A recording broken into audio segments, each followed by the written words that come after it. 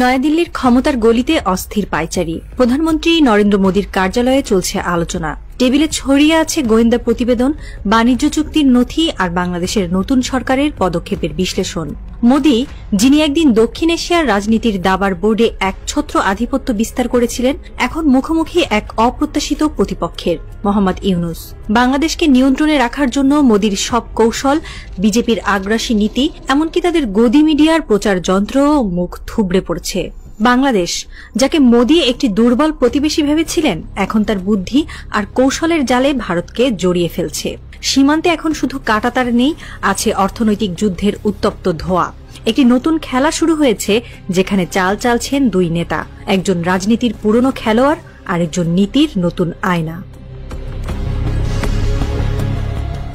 কয়েক মাস আগে মোদীর সরকার একটি সিদ্ধান্ত নেয়, যা দক্ষিণ এশিয়ার রাজনৈতিক ভূগোলে ভূমিকম্পের মতো আঘাত হানে। বাংলাদেশের জন্য ভারতের ট্রান্সশিপমেন্ট সুবিধা বন্ধ করে দেওয়া হয়। এই সুবিধার মাধ্যমে বাংলাদেশ ভারতের স্থলপথ, বন্দর, বিমানবন্দর ব্যবহার করে বিশ্বের সঙ্গে বাণিজ্য করত। কিন্তু হঠাৎ সে দরজা বন্ধ হয়ে যায়। ভারতের পররাষ্ট্র মন্ত্রণালয়ের ব্যাখ্যা ছিল, তাদের বন্দরে ভিড় বেড়ে গেছে, বাংলাদেশি পণ্যের কারণে স্থানীয় ব্যবসায়ীরা ক্ষতিগ্রস্ত হচ্ছেন। কিন্তু এই ব্যাখ্যা ছিল একটি ছলনা। বাংলাদেশ থেকে আসা পণ্যের পরিমাণ এত বেশি নয় যে ভারতের বন্দরে স্থান সংকট হবে। তাহলে কেন এই সিদ্ধান্ত? এটি ছিল বাংলাদেশের নতুন সরকারের উপর চাপ সৃষ্টির একটি কৌশল। বিশ্লেষকরা বলছেন, এমন কৌশলের পেছনে আসলে কারণ, বাংলাদেশের মাথা উঁচু করে এগিয়ে যাওয়া কিছুতেই সহ্য করতে পারছেন না মোদী। কারণ হাসিনার আমলে বাংলাদেশকে একচেটিয়া ব্যবহার করেছে ভারত, শুধু নিয়েই গেছে, দেয়নি কিছু। ভারতের সঙ্গে একতরফা দেওয়ার সম্পর্ক বাংলাদেশের স্বাধীনতা ও সার্বভৌমত্বের জন্য হুমকি হয়ে দাঁড়িয়েছিল। মোদী এই নির্ভরতাকে অস্ত্র হিসেবে আজীবন ব্যবহার করতে চান, কিন্তু প্রফেসর ইউনূসের সরকার তাকে সেই সুযোগ দিচ্ছে না।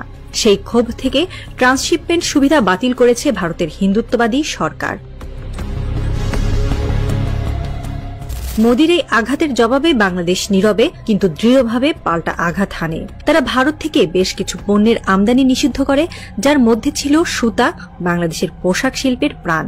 ভারত এই সুতা রপ্তানি করে কোটি কোটি ডলার আয় করত, কিন্তু বাংলাদেশের এই নিষেধাজ্ঞায় সেই পথ বন্ধ হয়ে যায়। বাংলাদেশের ব্যাখ্যা ছিল ভারতের মতোই, এটি ভারতের বিরুদ্ধে নয়, বরং স্থানীয় উৎপাদকদের সুরক্ষার জন্য। ভারতীয় সুতার কারণে বাংলাদেশের স্থানীয় উৎপাদকরা ক্ষতিগ্রস্ত হচ্ছিলেন। বিশ্লেষকরা বলছেন, আদতে এই নিষেধাজ্ঞার পেছনে ছিল প্রফেসর ইউনূসের গভীর কৌশল। তিনি শুধু ভারতের উপর চাপ সৃষ্টি করেননি, বরং একটি অর্থনৈতিক বিপ্লবের পথ প্রশস্ত করেছেন। মোদী যেখানে বাণিজ্য যুদ্ধে জয়ের স্বপ্ন দেখেছিলেন, সেখানে প্রফেসর ইউনূস জানিয়ে দিয়েছেন, যেমন করবেন মোদী, কড়াই গন্ডায় তার সব ফেরত পাবেন পাল্টায়। ইউনূসের সিদ্ধান্ত ছিল দুইমুখী সফলতা। প্রথমত, স্থানীয় সুতা উৎপাদনকারীরা স্বস্তির নিঃশ্বাস ফেলেছে, ডলার বহিঃপ্রবাহ হ্রাস পেয়েছে। দ্বিতীয়ত, ভারতের অর্থনীতির একটি নির্ভরযোগ্য বাজার ধসে পড়েছে। সবচেয়ে বেশি ক্ষতিগ্রস্ত হয়েছে পশ্চিমবঙ্গ, যেখানে বাংলাদেশ ভিত্তিক ব্যবসার উপর অনেক কিছু দাঁড়িয়ে আছে। পশ্চিমবঙ্গের ব্যবসায়ীরা প্রকাশ্যে মোদীর সিদ্ধান্তের বিরুদ্ধে ক্ষোভ প্রকাশ করেছেন। তারা বলছেন, দিল্লির সিদ্ধান্ত গুজরাট বা উত্তর ভারতের জন্য নেওয়া হলেও ধ্বংস হচ্ছে পূর্ব ভারতের প্রাণ, বাংলাদেশ সংযোগ। প্রতি বছর প্রায় 10 বিলিয়ন ডলারের বাণিজ্য আজ হুমকির মুখে। রাজনৈতিক বিশ্লেষকরা আরও বলছেন, পশ্চিমবঙ্গে বিজেপির রাজনৈতিক ভবিষ্যৎও এই সিদ্ধান্তের ফলে ক্ষতিগ্রস্ত হতে পারে। বাংলাদেশ এখানেই থেমে নেই। ইউনূস সরকার ভারতের নির্ভরতা কমিয়ে নতুন দিগন্তের খোঁজে RCEP জোটে যোগদানের আগ্রহ প্রকাশ করেছে। এই জোটে চীন, জাপান, দক্ষিণ কোরিয়া, অস্ট্রেলিয়া সহ বিশ্বের 15টি দেশ রয়েছে, যারা বিশ্ব অর্থনীতির 30% নিয়ন্ত্রণ করে। RCEPর সদস্য হয়ে বাংলাদেশ নতুন বাজারে প্রবেশ করতে চায়। এতে ভারতের উপর একক নির্ভরতা কমবে এবং বাংলাদেশ একটি বৈচিত্র্যময় বৈশ্বিক চেইনের অংশ হয়ে উঠবে। ইউনূসের এই উদ্যোগে চীনেরও নীরব উৎসাহ আছে বলেই ধারণা করছেন বিশ্লেষকরা। দক্ষিণ এশিয়ায় ভারতের একছত্র আধিপত্যে চীনের দীর্ঘদিনের বিরক্তি এই সমীকরণে নতুন মাত্রা যোগ করেছে। রোদ ফোটার সঙ্গে সঙ্গে স্পষ্ট হয়ে উঠছে একটি নতুন রাজনৈতিক বাস্তবতা। ইউনূস মোদীর কৌশলগুলো একে একে নিষ্ক্রিয় করে দিয়েছেন। শেখ হাসিনার ছায়া সরিয়ে তিনি বাংলাদেশকে দিয়েছেন একটি নতুন পথ, নতুন কূটনৈতিক দৃষ্টিভঙ্গি।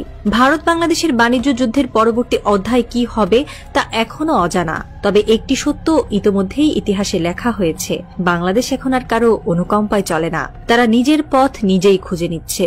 নতুন অর্থনীতির কারিগর প্রফেসর ইউনূস হয়তো এক নতুন দক্ষিণ এশিয়ার গল্প লিখছেন, যেখানে বাংলাদেশ শুধু অনুসরণ করে না, নেতৃত্ব দেয়।